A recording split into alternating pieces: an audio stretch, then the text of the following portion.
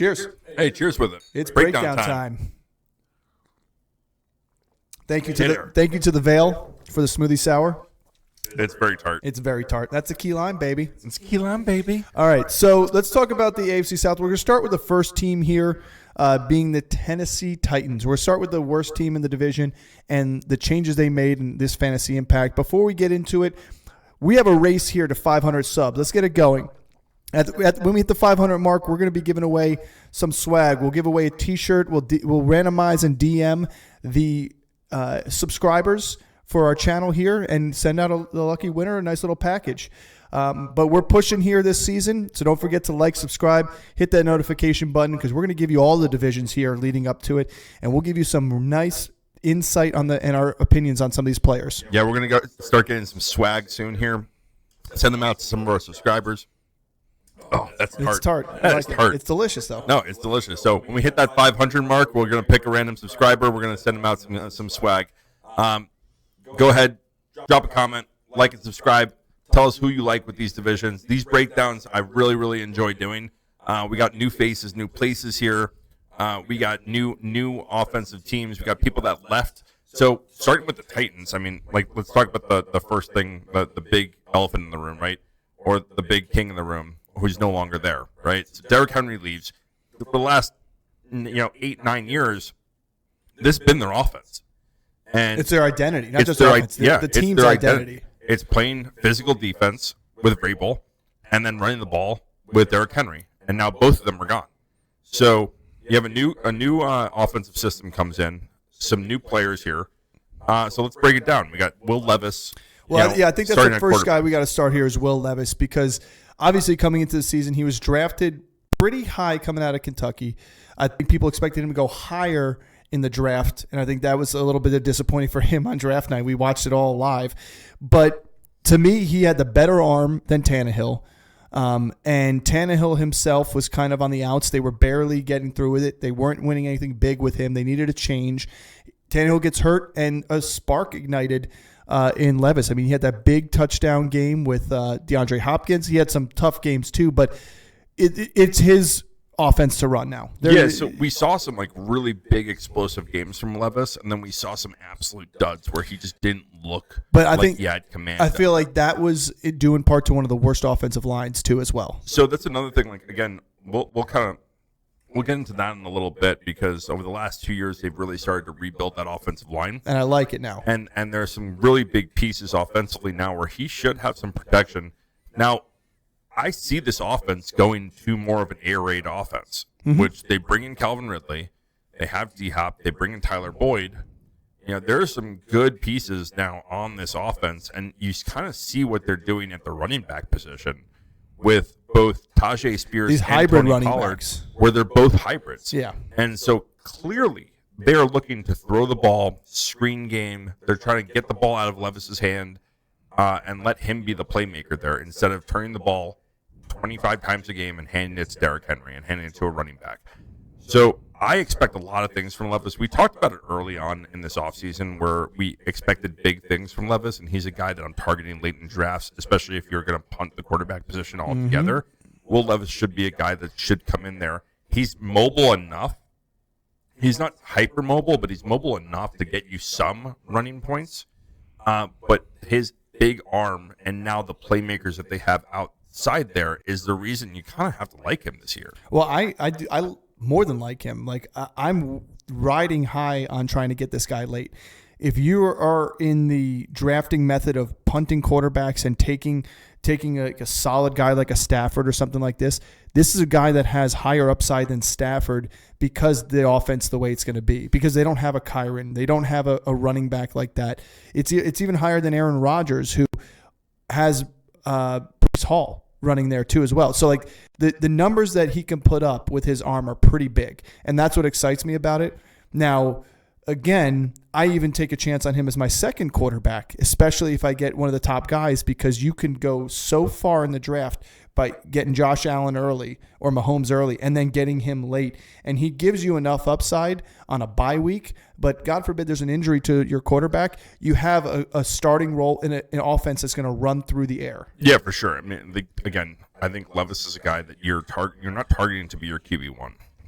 If you are, I'd really like to see what your other team is. The rest of your team is. Yeah, I mean, you're probably stacked up there. But I'm targeting, again, if you go and get one of these big guys that can be your every week starter and you're kind of a wait and see. But I also like him as kind of being a number 2 for those average starters. Get Brock Purdy and Will Levis. Get Jordan Love and Will Levis. Like Tua, Will Levis. Like these, even right, Goff, Will Levis. Yeah. Yeah, I like that. I think he's a really good combination to have as your number 2. Like, I think he does have weeks this year where he can throw up 30 points as a quarterback. Yeah. For sure. I mean, the weapons are around him all over. And so let's kind of get into some of his weapons, starting with DeAndre Hopkins. So DeAndre Hopkins comes into his second season as a Titan. He's 30 right now. Is he going to be 31? Or is he 29 turning 30? I think he's 30 turning 31. 30 turning 31. Yeah, so I loved what they brought him in last year, but they really didn't have anyone next to him. They had no other playmakers next to him. No, because Traylon Burks couldn't stay healthy. Traylon Burks couldn't stay healthy, and when he was healthy, he really wasn't effective. Yeah, he's not the A.J. Brown that they were hoping he was going to be. No, not at all. And now you see Traylon Burks going from number 2 last season to being bumped down to a 4th wide receiver now. Wait, correct me if I'm wrong, but didn't he almost die on the field last year on that one hit? Yeah. Yeah. But, I mean, still, outside of the injury, he really wasn't effective out there. No. He wasn't getting separation. They kind of drafted him to be kind of like a Debo mold. Debo, A.J. Brown. Get him the ball in his hands and let him be a physical playmaker with the ball. Because that's what he was in college. I mean, that's what he did. Yeah, but again, it's in college against college kids. Yep. Right, and that's my biggest fear with when we get into another South team and we talk about Xavier Leggett. It's one of my biggest concerns with him coming out of college. Is you did that against college kids. Now you're doing it against the pros, where everyone can chase you down. Everyone can run you down. Everyone can hit you. And they're in a physical division. This division. We'll go over that we'll down go the road. down the road. But with Traylon Burks now, he drops into a number 4. You still have D-Hop there. D-Hop, I'm expecting big things from. I think D-Hop, I know you like Calvin Ridley. We'll get into this kind of Calvin Ridley D-Hop debate a little bit. But D-Hop is still such an efficient. His wingspan, his catch radius is so good that for young quarterbacks that have big arms that just are going to be gunslingers, he's the perfect wide receiver for it because he's going to get open, he's going to get separation, he still has the speed to break it, but he's going to be a volume play. Yeah. Now, I love the addition with Calvin Ridley. I love what it does for Calvin Ridley's value, and I love what it does for giving kind of protection to D-Hop where you can't double cover him every play of the game. Yeah, well, I mean, we saw that in D-Hop Jacksonville. is going to still be the guy there. I think he's so talented, and not outside of a PPR perspective, I think he finishes above Calvin Ridley in both PPR and standard formats. I think he's not only going to be a volume receiver, but he's going to be a guy that's going to get touchdowns, and he's going to get multiple touchdowns. I think Calvin Ridley just has throughout his career, he has a way to fade away from games. He has these big blow-up games, almost like Devonta Smith, but like less than him.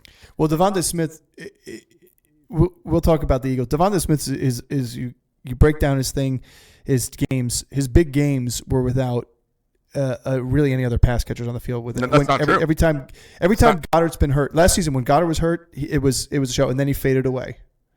That's not true. For the majority of the season, it's not true.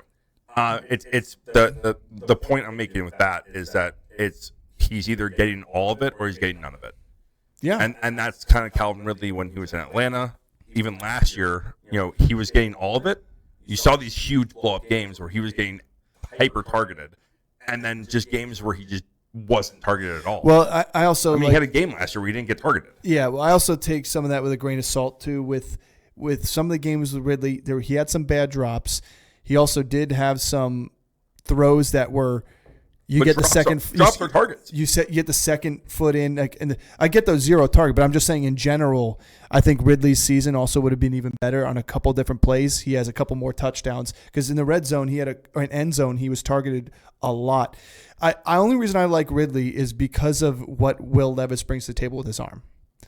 And that's what it is. I think he opens up the field, which is going to help out Hopkins. And listen, you can flip-flop either way. I like Ridley. You like Hopkins. I think both guys are going to have successful seasons. And ADP-wise, they're going pretty similar anyway. Not in the draft we just did, though. In the draft we did, they were 2 rounds apart. Yeah, 2 rounds apart. I think they should be a lot closer. I think so, too. And I think they should be almost neck and neck with each other because of the opportunities. I think people every year, as receivers get older, people start just fading away from them. But look at what, Thielen did. And Thielen isn't half the receiver. 175 targets to Devontae Adams. I mean, right. And he still blew it up. And D-Hop's talent is so far above Thielen. He's up there. I mean, people forget how good he is. He is a freak. We're not talking about an Odell Beckham situation here. We're talking about the guy who's still it's like Devontae Adams. He's still the number one guy there. Right. But I still think that Calvin Ridley's talent and the wheels aren't falling off on him yet. I think he's finally in a situation where he's going to be happy too as well. He's a second year, one more year removed from sitting the bench for years. I think he gets back into it a little bit. I think the same thing of Deshaun Watson after sitting out, and coming back into it. But for sure. So third wide receiver, Tyler Boyd. I haven't targeted him a ton in fantasy, but he is somebody in deeper leagues that is worth having, because if anything happens to any of those 2 wide receivers, we saw it in Cincinnati. He can take over a game himself, and he could take over a lineup and be a heavily targeted offensive weapon. Yeah, and that's really what I was going to go into, is getting into the, I don't think we're, no one's debating the talent of Ridley and Hopkins. They're both being targeted in drafts. They're both being taken in drafts. The guy who I'm seeing is really not he's being overlooked almost, is Tyler Boyd. And Tyler Boyd is a guy that, especially what we expect Levis to do, Tyler Boyd's a guy that you would love to have late in drafts. Because, again, like you said, if there's any injury to D-Hop, if there's any injury to Calvin Ridley, even if there isn't, I think he's a great third option to go in there. Now, between the 3 of those guys and then adding Treylon Burks into that, there's not really a true slot receiver out of any of them. Which is, if they're going to run 3 or 4 wide, what are they going to do there?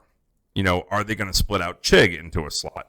Are they going to move a running back, either Tajay Spears or Tony Pollard, into a slot? Is Boyd going to become more of a slot guy? Is Boyd going to be more of a slot guy? Yeah, no, I agree. That's my one concern, is with that number 3 receiver on this team, is they don't have the prototypical slot receiver who's going to be on all the 3 wide receiver sets. So I like Boyd significally more than I like Treylon Burks. 100%. I do too. I'd rather put my money on Boyd. But I just don't know where to take him. And I sit there at positions where I'm like, do I take Devontae Walker, or do I take Malik Washington, or do I take Jalen Polk or Tyler Boyd? And for me, it's that, and that's kind of where he's going. For me, it's any of those other 3 guys I would take for upside over Boyd. Upside on the offenses. The only one I would argue with Boyd over the New England offense with those rookies there, because if you're going purely on offenses, yeah, for because sure. I think the Titans are going to have more firepower and they're scoring more points than the offenses. And again, his pathway to being a productive fantasy player, again, is an injury away, but we don't know that. He could be productive enough based on his volume if they are moving him to the slot. I mean, we'll have to see. That's the tough part. We don't truly know because we haven't seen this team gel together. We haven't seen this team live together. Right. But I want a piece of this offense. And the other piece of this offense to talk about, before I leave on the Boyd mark, we'll talk about the running backs, but the Boyd portion of it all is I'm taking him late if I have stake in this offense already. If I get Levis and I didn't get any of the other 2 guys, I'll take him in one of the last picks of the draft, second to last pick of my draft, just as a little piece. Because again, would you rather have a Giants receiver or Tyler Boyd? Wan'Dale Robinson or Tyler Boyd? Put you on the spot here. Oof. It's tough, but that shows you that you see there's value in Tyler Boyd. Yeah, I mean, no, I'm saying if it came down to it, that's what I'm saying. The talent's there. Yeah, there's absolute value there. But and again, I like his talent. I like his.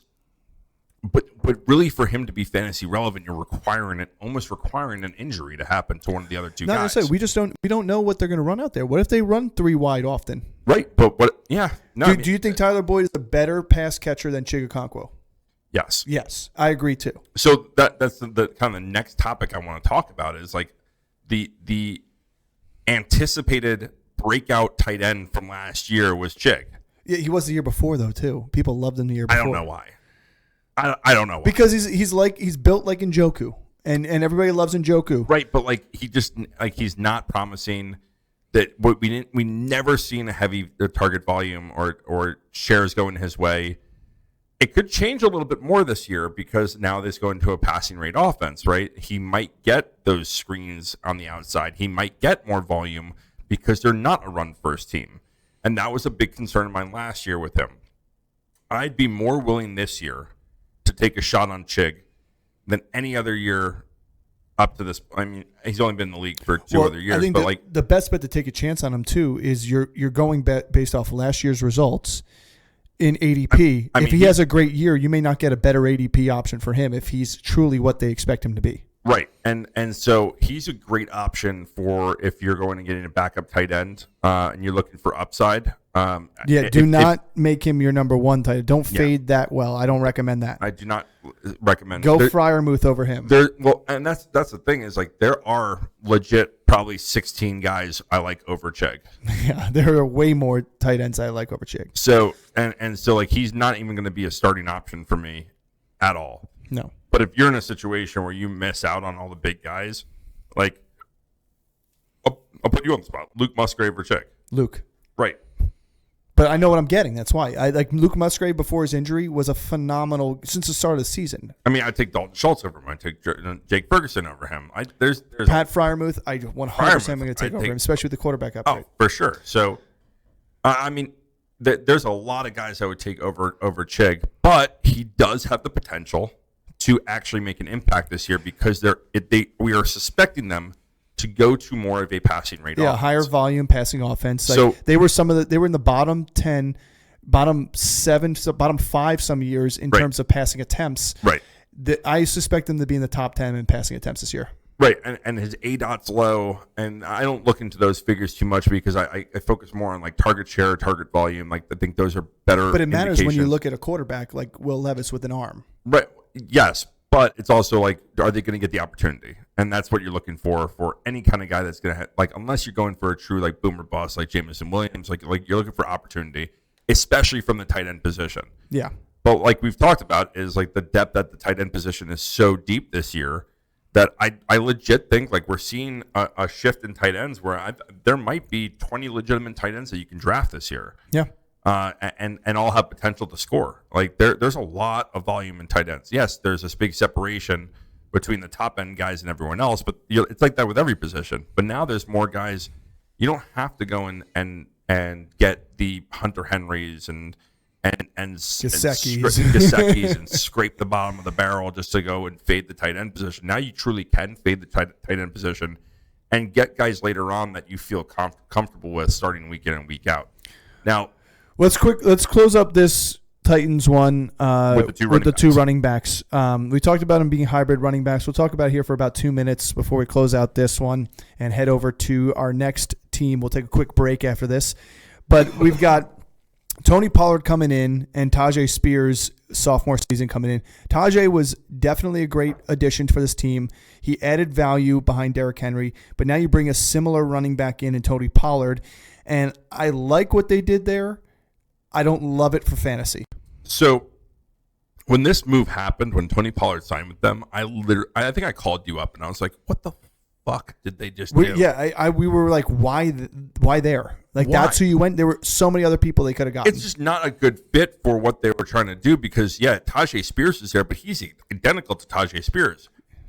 And the more you kind of look at it and you're like, all right, well, they're both effective as kind of like this split backfield kind of role. But I think that's really what they're going to be. You're really going to have a true like 50-50 share, which I don't hate. But it diminishes the value of both of those guys. In fantasy. Fantasy. 100% does. So Tony Pollard is no longer this guy. Like I think last year he's getting drafted in the 2nd or 3rd round. Now he's fallen down to 7th or 8th round or 6th or 7th round. And you're having Tajay Spears, who we thought was going to get elevated more. Like I thought them bringing in more of a bruiser would have been bringing in like a Zeke, bringing in like somebody that wasn't a high contract in between the tackles kind of runner. Yeah, and both of these guys are not in between the tackles kind of runner.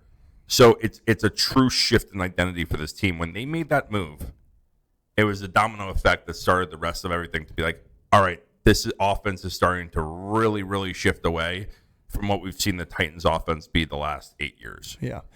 So I think it's a good thing. It can be a good thing because if this works out the way it's all dependent on Levis, and if this offense can sustain higher points and spreading the ball downfield to take the pressure off of those running backs to give them more space to move with, they could have really good value. It's not someone. Neither one of these guys are guys I'm targeting a ton in my drafts. I don't think I have any Tony Pollard or Tajay Spears in any of my best ball drafts. I don't think I've done them in any mock draft. I think I have 0% share in both these running backs, and I'm okay with that. Yeah, and I'm exactly in the same boat as you. I'm looking up right now where our mock draft we just did a little bit ago, and want to see. So Tony Pollard went at the end of the 7th. And Tajay Spears went in the 10th. That's a big disparity between the two. So to me, I'm avoiding both of them. Last year, it looks like history-wise, PPR, Tony Pollard finished 14th, half PPR finished 15th. He did not return his investment for most people. And in terms of Tajay Spears, he was 34th and 35th. He did have a 4.5 yard per carry. He didn't have the touchdowns, but again, Henry was still there. He did get 70 targets with 52 receptions. I have this gut feeling that Tony Pollard it's not taking over the Derrick Henry role, but he's going to take over the between the tackles, the early down roles, and more of the running role. And Tajay is going to do what he did. And you're going to see probably like 80 to 90 targets to Tajay Spears. I know what Pollard's going to be able to do with his hands. But I just think Pollard's going to is a better between the tackles runner than Tajay is. Well, I think it allows them to disguise the offense a little bit more because both these guys can do very similar things. Mm-hmm. So they can run the same offense. You know, there was clear, like, you know, when they took Derrick Henry out of the game, it was like, all right, what are they doing? Passing the ball, I guess. So now you're able to disguise it a little bit more when you have two guys that are very, very similar. So I will say, and to close up the note here, I'm taking Tajay over Tony, in my opinion, if the ADP stays the same. If I can get Tajay in the 10th and not have to waste the 7th round pick on Tony Pollard, all for it. For sure. Because the value then for Tajay, it's a late round pick. If he ends up being more than what you expect and more than 50%, if he's big in the passing game, if Pollard gets hurt, you have yourself a 10th round gem. But I'm not willing to risk that on the 7th round because there's a lot of good value in the 7th round. Yeah. So, well, thanks for tuning in. We're going to take a quick little break here. We're going to jump into our next team when we come back.